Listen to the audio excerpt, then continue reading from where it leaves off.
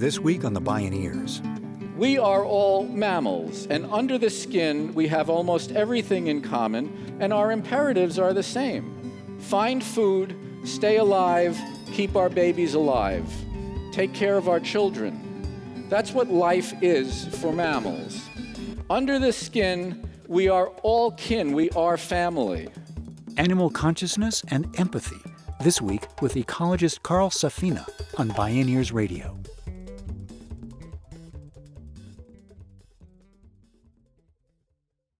Support for the Bioneers' Revolution from the Heart of Nature is provided in part by Organic Valley Family of Farms and by the generous support of listeners like you. Calling someone an animal means they're less than human, not worthy of respect, rights, or even of life itself. It's been the code word to justify countless atrocities, including the wholesale decimation of wildlife and even human genocide.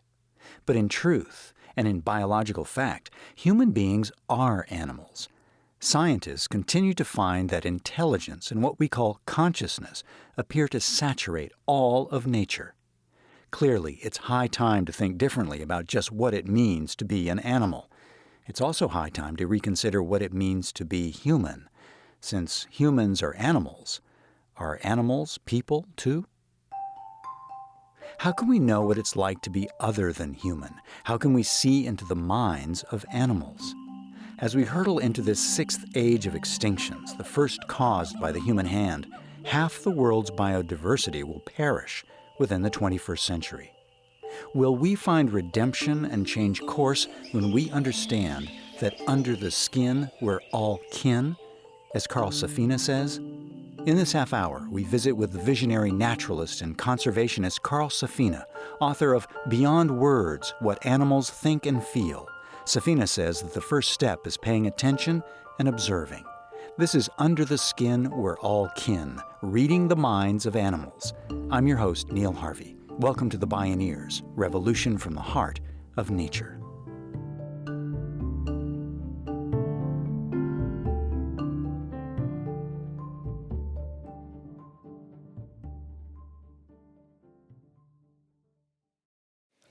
Today we're going to try to simply ask and answer one simple question that many of you ask yourself several times a week, and that is, does my dog really love me, or does she just want a treat? Well, I think that simply by looking at our beloved pets, we can easily see that, yes, of course, they really love us, and just by looking at them, it's easy to see what's going on in those furry little heads, right? Isn't it easy to see? Or maybe you can't really tell what's going on. But I'll tell you what, something is going on. You can't tell me that nothing is going on. Something is going on, but we don't know what it is. A good place to start is to get out of our own heads and go straight to the source. As the hookah-smoking caterpillar said to Alice in Wonderland, "Who are you?" Carl Safina spoke at a Bioneers conference. And here's something a little weird. Why is our question, do you love me? Hey, that's not a question about them. That's a question about me. That's my insecurity talking. Do you love me is not a question about them. That's not how you get to know somebody better. So I needed a different question because that question wasn't helping me get in. And my question became, who are you? That's a question about you.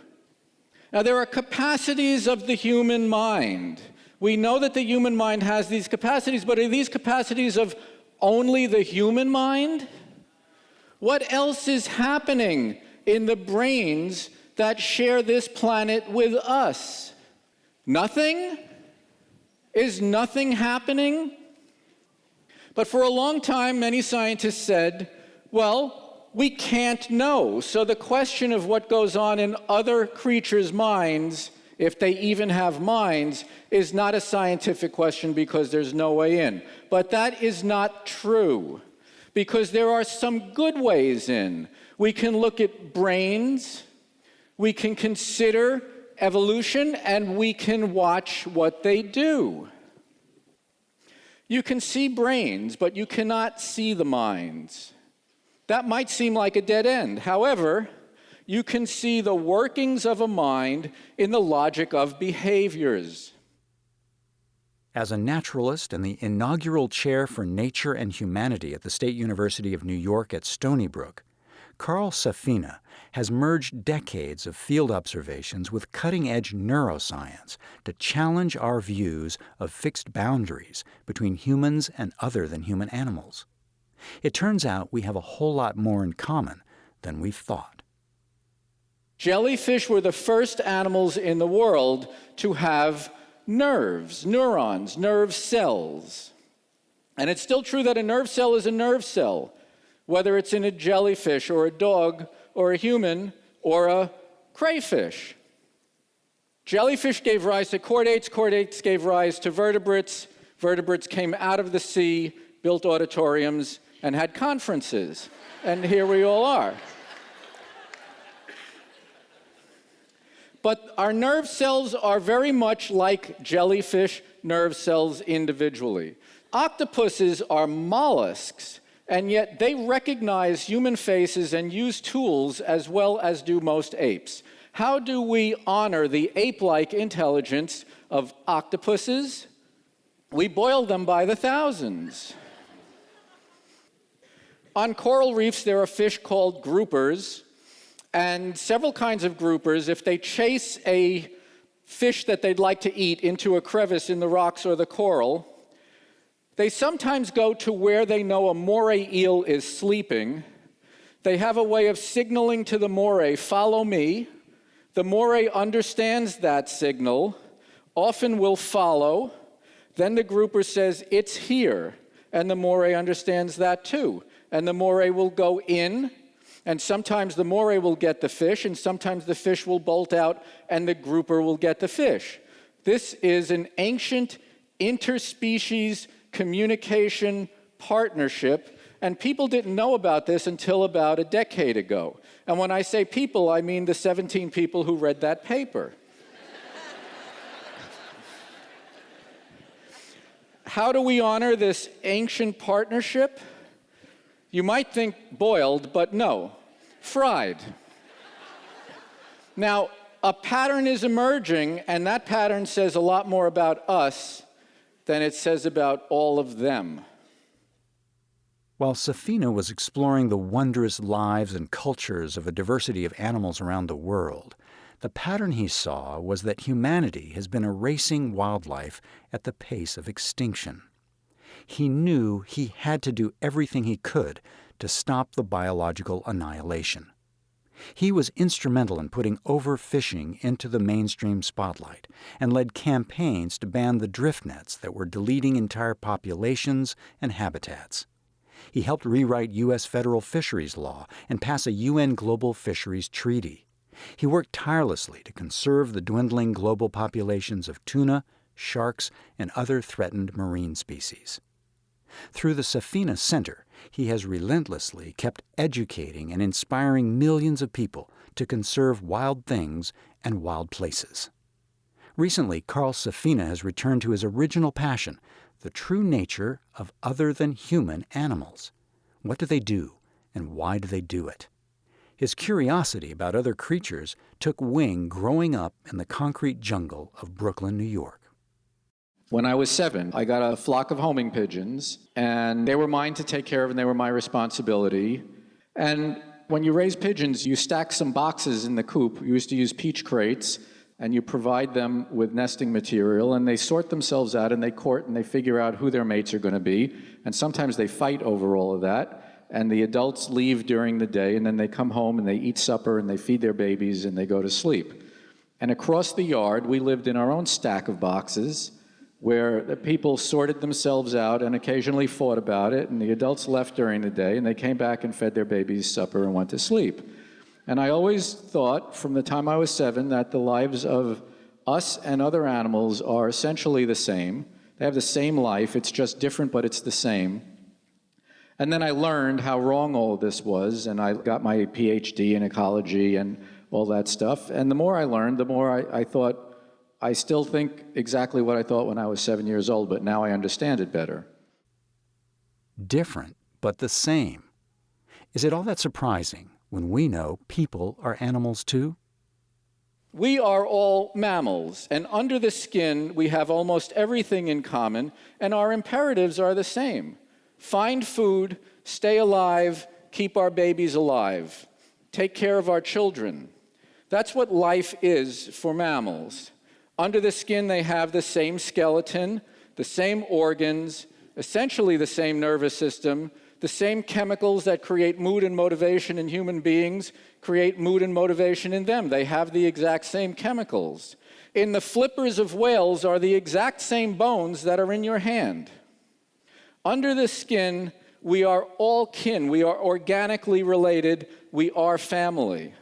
This is the truth of the matter. And so we see commonalities that we all understand. They understand helping when helping is needed, the same way we do. We see curiosity mostly in the young who are exploring the world for the first time.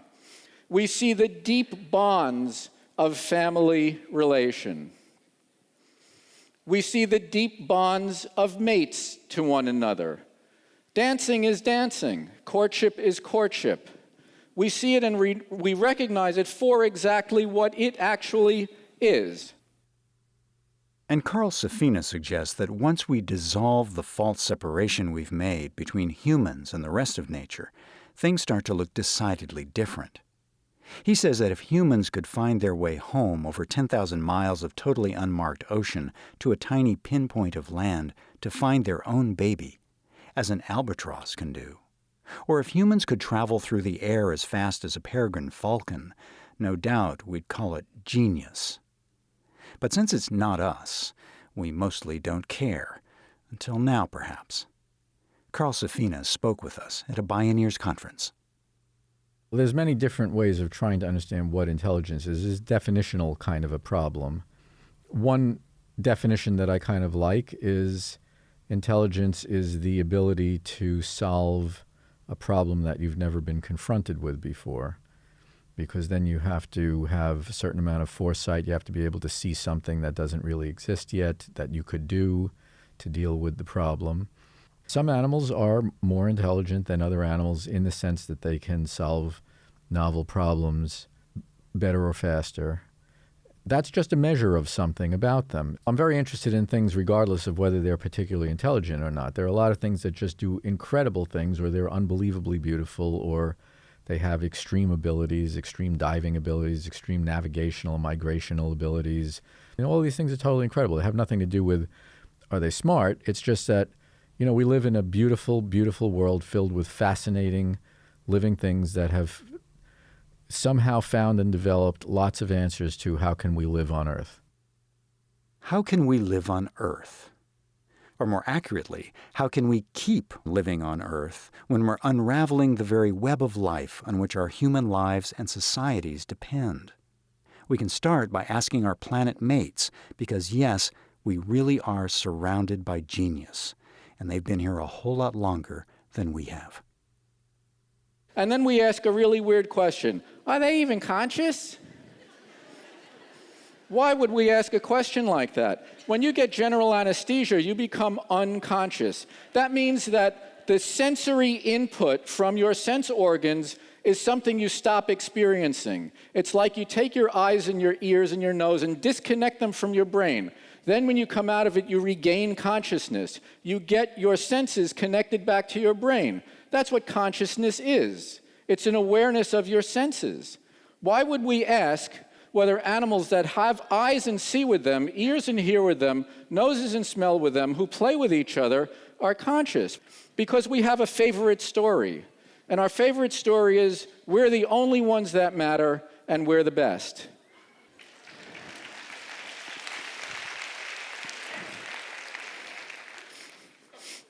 I hope you're clapping because you disagree with that statement. In an aquarium in South Africa, there was a nursing-age baby bottlenose dolphin. Her name was Dolly. And a keeper was on a break, smoking, looking through the window at the pool, and the little baby Dolly came over and looked at him while he was smoking, and then she went to her mother, and she nursed, and then she came back to the window, and she let go of all the milk, and it surrounded her head like a cloud of smoke. A nursing-age infant dolphin got the idea, I'm going to use milk to imitate whatever he's doing. When humans use one material to represent another, we call that art. Carl Safina has no doubt that other than human animals have consciousness. Of course, we can define consciousness, but no one actually knows how it happens or works. Yet most of us think we know it when we see it, and scientists are starting to prove that other creatures experience it. So I was talking to a reporter about this one time, and I thought I was doing a good job of explaining, and she said, okay, you're saying all this stuff, but how do I really know, how do you know that other animals can think or feel? And I was trying to think of, well, what is the best scientific paper example that I can use? And then I realized the answer was right on the rug. When my puppy comes over to me and rolls over on her back, now, she doesn't get up from the rug and go over to the dining room table and roll over on her back, right? She comes to me. Why does she do that? Because she's just had a thought. And the thought is, I would like my belly rubbed.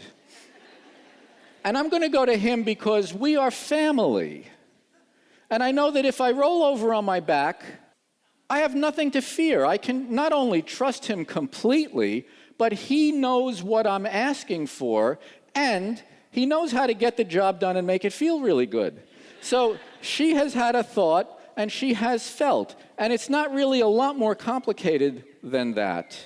But if you think that's not scientific enough, you all have seen your pets sleeping and thinking that they're dreaming because their legs are twitching, and they're going woof, woof, woof, woof, woof. And you say, well, they're dreaming. Well, they are dreaming. You can wire up the brain of a rat and watch it dream. They dream. Now we have scientific proof of what's going on. It's no longer true that there's no scientific way into the mind of others. There is. When we return, more from Carl Safina on how reading the mind of animals inspires us to set our minds to conserving nature. This is Under the Skin. We're all kin, reading the minds of animals. I'm Neil Harvey. You're listening to the Bioneers, Revolution from the Heart of Nature. If you love Bioneers Radio, it's free and easy to support us. Just take a moment to post a review on our podcast on iTunes, Google Play, or wherever you find our show online. You'll be helping other people find and enjoy these incredible thinkers and storytellers. And thank you for helping us out.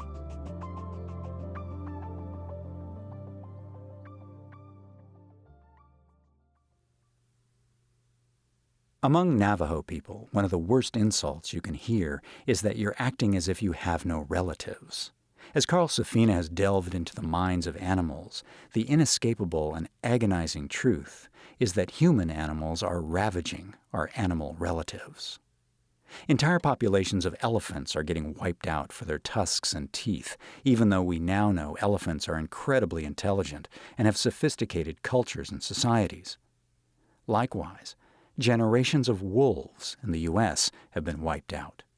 After federal policies decimated the thriving wolf population in Yellowstone National Park because ranchers were losing a few cattle, the elk and deer populations exploded. The park finally had to bring back the wolves to restore balance to the age-old predator-prey relationship. But it's far more difficult to repair the complex social and cultural relationships among wolves, a bit analogous to how it would be for people experiencing genocide. A wolf pack is a nuclear family. It has usually 2 breeding adults, mom and dad, and they're young from 2 or 3 years. When they're young, get to be adolescents, they leave to try to find their stake in life, just like in our nuclear families. This family had mom and dad's brother. They went outside the park at the onset of winter because Yellowstone is 7,000 feet. The uncle was shot almost immediately. They retreated. They went back a couple of weeks later, the mother was shot. And then this family that had been very, very stable started to do something weird. Violent sibling rivalry. There had been total order, loyalty, organization. Now it was chaos. The most precocious of the wolves, the one on her back there, was kicked out of her family. That's her on the left. The father started wandering around, maybe trying to look for his mate and his brother. He lost his family, he lost his hunting support, he lost his mate and brother, he lost his territory, where the food is. I thought she would do okay because she was about the age where she was going to leave anyway, and he was doomed. But what happened instead was, a few months later, she was shot starving at somebody's chicken coop, and he survived. 2 years later, he had a new mate, a new territory, and pups. Why am I telling you the details of that story? Because they have lives, and when we hurt and kill them, the trajectory of life for the survivors is totally changed. It's different from what it would have been. They're not just numbers. They're individuals in families with relationships. We are made individuals by our relationships, and so are they. Denying that other animals feel and experience emotions, including grief, loss, and trauma, allows us to other them, and yes, treat them like animals. How does Carl Safina bear the heartbreak? Well, there's two things that keep me going and inspire me. I mean, one is that the living world is an incredibly beautiful miracle, and to deny any of it to ourselves is a terrible thing, and to deny any of it to all the people who are ever going to come after us is also a criminal act. It's stealing from them, and we don't have a right to do that. Also, to a large extent, we're kind of losing, and that's another thing that is a motivator, because if we were really winning, I might want to throttle back and maybe not work so much and enjoy things more, which is always a tricky balance between enjoying the world and trying to fight for it. And the fact that we're not really winning is what keeps me fighting, and the fact that it is such a miracle is what motivates me in the first place. Since the start of the scientific revolution 500 years ago, reductionist science has largely regarded animals as unconscious machines, devoid of intelligence and incapable of emotion. Even now, the notion that other-than-human animals have empathy still triggers controversy in the scientific community. Yet we've seen humpback whales rescue seals from killer whales. We've watched wild elephants stand by people who were injured, guarding them through the night until someone came to help. Dolphins help guide distressed ships to shore, and they mourn for human deaths. If animals do fit the definition of personhood that we use for ourselves, aren't animals people too? People who only know one thing about animal behavior know that you're not ever allowed to use this word and do this thing, which is to attribute human thoughts and emotions to other species. This is against the rules. Well, science is supposed to have curiosity and find out what's really going on. So that is unscientific. One of the things they say is that empathy makes us human. Well, it turns out that empathy is one of the oldest emotions, because anything that lives in a group needs to have empathy. Empathy is when your mind matches your mood to the mind of your companions. The things that make us human are not the things we keep telling ourselves are the things that make us human. Here's what I think it is. I don't think it's that we do everything totally uniquely and differently. I think it's that we are the extreme animals. We are the most creative and the most destructive and the most compassionate and the cruelest animal that has ever lived. And we are all of those things all the time, all jumbled up together, and that is us. Love and caring is not new with us, and it's not the thing that makes us human. We're not the only ones that care about our mates. We're not the only ones that care about our children. Now, this is not the relationship we are supposed to have with the rest of the living world. It's not the one we want to have. But we don't think about the consequences of our actions, even though we've named ourselves after our brains.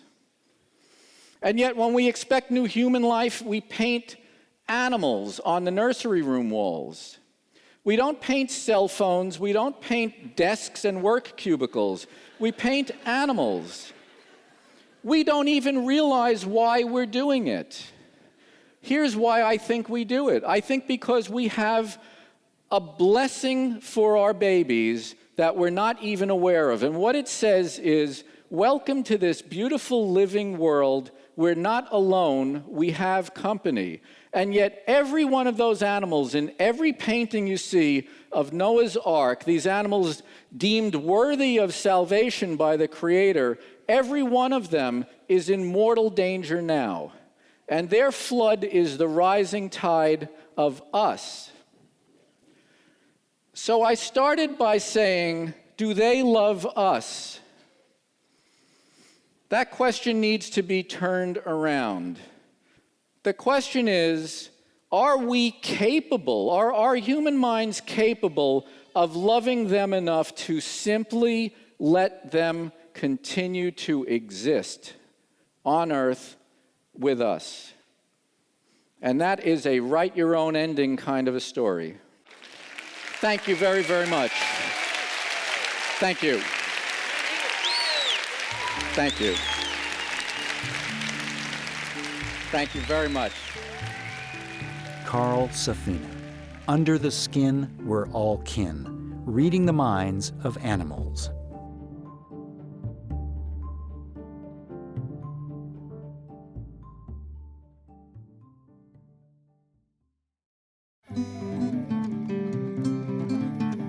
You can see and hear more from Carl Safina and explore more Bioneers radio programs, podcasts, blogs, and videos online at bioneers.org. For information on attending the National Bioneers Conference and Bioneers events in your area, please visit bioneers.org or call 1-877-BIONEER. The Bioneers, Revolution from the Heart of Nature is a production of Bioneers and Collective Heritage Institute. Executive producer, Kenny Ausubel. Written by Kenny Ausubel. Senior producer and station relations, Stephanie Welch. Host and consulting producer, Neil Harvey. Producer, Teo Grossman. Program engineer and music supervisor, Emily Harris. Our theme music is co-written by the Baka Forest people of Cameroon and Baka Beyond from the album East to West. All royalties from Baka compositions and performances go to the Baka Forest people through the charity Global Music Exchange. Find out more at globalmusicexchange.org. Additional music was made available by Blue Dot Sessions at www.sessions.blue and by International Feel Records at internationalfeel.com.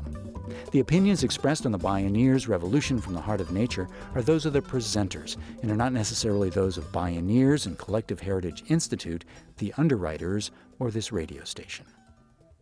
My name is Neil Harvey. Thank you for listening. This is program number 1117. This program was made possible in part by Organic Valley's pasture-raised organic dairy products, bringing the good from our family farmers to your table at organicvalley.coop, and by the generous support of listeners like you.